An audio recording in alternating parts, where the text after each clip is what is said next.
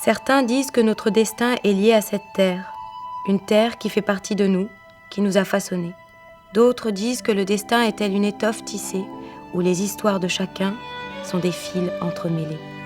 Nous sommes tous à la recherche de notre destin. Nous nous battons pour le changer.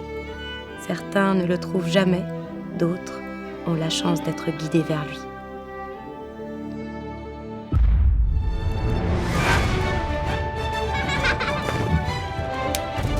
I would ride, I would fly. Ça tourne toujours.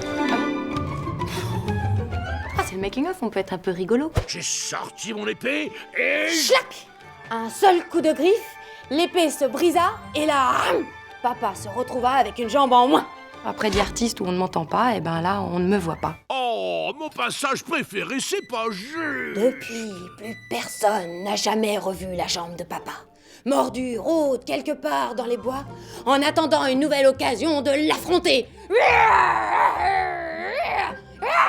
Mais je l'ai fait vraiment pour moi, je l'ai pas fait en me disant « Enfin, mes enfants pourront aller voir un film dans lequel je joue ». C'est vraiment un plaisir totalement égoïste d'acteur, de jouer avec la voix, de travailler. C'est pour obtenir ma propre main que j'entends participer à ce tournoi.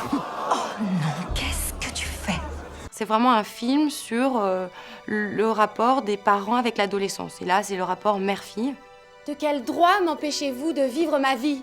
Je veux ma liberté. Mais as-tu réfléchi? Es-tu prête à payer le prix de cette fameuse liberté? Ce n'est pas pour vous contrarier ou vous décevoir. Est-ce que tu pourrais essayer de comprendre que tout ce que je le fais par amour? Oui, mais c'est ma vie. Elles n'arrivent pas à s'entendre, elles n'arrivent pas à communiquer. Acceptez de m'écouter.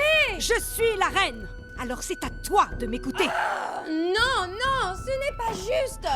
Ce n'est pas juste! Vous n'êtes jamais là pour moi. Ça va aller assez loin puisque Mérida, en fin de compte, va mettre le royaume en danger.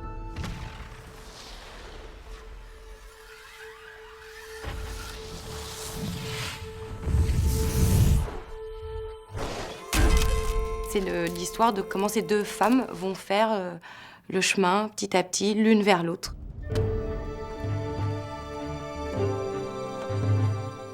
Je m'appelle Mérida, fille et première descendante du seigneur de Dunbro.